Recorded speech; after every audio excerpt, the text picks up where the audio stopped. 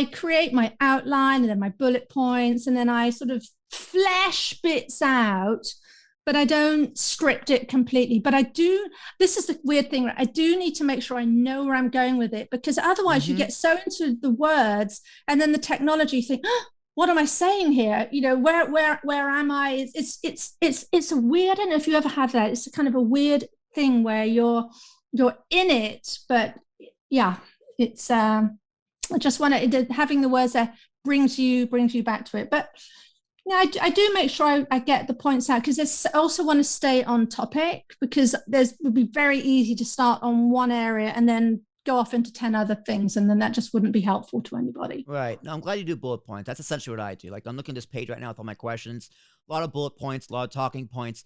But I say this to everybody: don't be afraid to go off script. Like, the bullet points are there, yes, to guide Mm-hmm. you, but Mm-hmm. you're the host. You're in control. Yeah. So, how do you ever go off script? Because even this podcast, we've gone off script a little bit. I've gone out of order a little bit. Now, how often do you kind of just use the bullet points to go off script and then go, oh, I'm right back in it? No, I do it, and that's okay as long as I don't ramble, right? Because there can Mm, be this, and I like these to be short and sweet. I don't like to go over about 15 minutes, and if I find I'm rambling, then that doesn't help anybody. And so then I'll drag myself, and maybe I'll cut some stuff out there. I will edit myself, but as long as I also spend a lot of time after I've written the thing to really just get into it and make sure I'm feeling good about it, and I know what really what I want, what wants to come over. I mean, that's so much more important than the words. What are your thoughts on sort of the monologue type versus the interview? I'm really interested in that, because I know a lot of people do the interviews, and I haven't branched into that yet. well, the answer is always that the P stands for personal. The P in podcast stands for personal. So really, Mm, it mm, it really doesn't matter. Like, you can do mm, whatever you think is best. Me personally, mm. it can be difficult for me to listen to solo shows because my mind drifts. Like, that's just me personally. But a lot of solo shows are very, very successful, especially if you do 15, 20 minutes. You know, there's definitely benefit and value in you doing a solo show because, you are the coach. You are the Mhm. person people listen to. However, one question I did have for you is, would you ever think of bringing your clients on the show to talk about if they're comfortable, of course, to talk about their story, their struggle, and how you helped them or how you wish they helped you better? Because I think that is something incredibly beneficial, not only to you, to Yeah. them, and to people who are thinking of using your services as well as your audience. Like, it's a win-win for literally everybody. That might be a tough sell for some of your clients, but if they're up to it. You're absolutely right. Yes, yes, yes. Would love to do it. I think there comes into confidentiality. As I say, so many people Mm, come in and they really, this has taken them a lot to even say, look, I think I need to talk to somebody about this, but I'm not, I don't need all this other stuff, but this is who I am.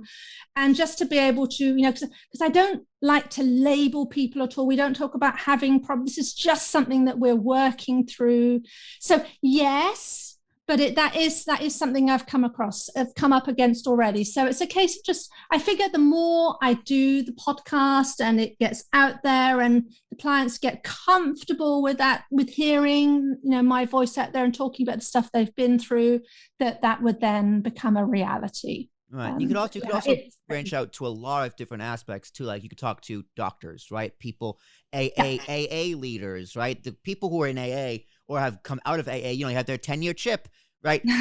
They love telling their story because they're genuinely helping others who are Yeah, in the same yeah. situation. So people like that, like when you're in it, when you're in the thick of it, doing the actual program, yeah, I could totally understand why they wouldn't want to be on a podcast. I wouldn't Mm-hmm. want to be on the podcast. However, you know, after the program, 6 months later, you go, hey, how you doing? Want to check in?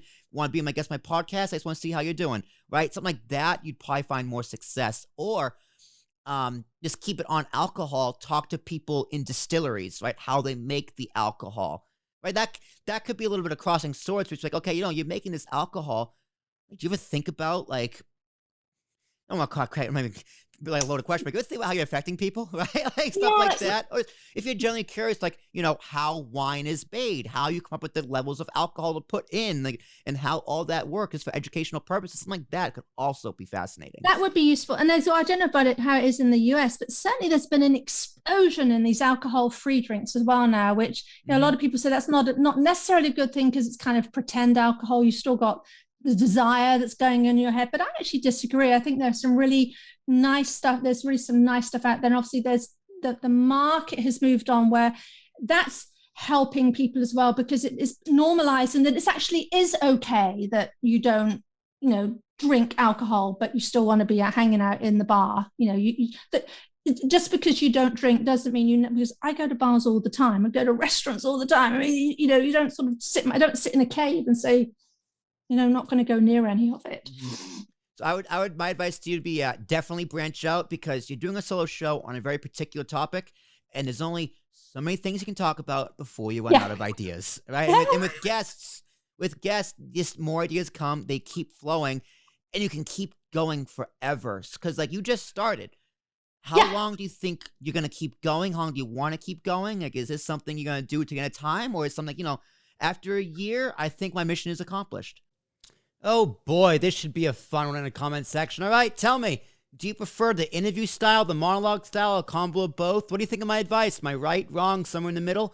And what do you think of my ideas for Anna? Right, wrong, somewhere in the middle? Please, debate. Please, down below, bump up that algorithm. Debate. Tell me I'm wrong. Tell me I'm wrong. I dare you. Tell me I'm wrong. It only helps me. I dare you. Oh, yeah, and check out, Anna's podcast, 90 Days Later. If you need help, check out our website, her program, all the links, description down below. Remember, you guys on the podcast and debate me or praise me, say I'm right or I'm wrong. Will at apspodcast.com to be on the show. Thank you. I really enjoyed this clip. This is one of my favorites ones from this podcast for sure. So, yeah, thank you for supporting.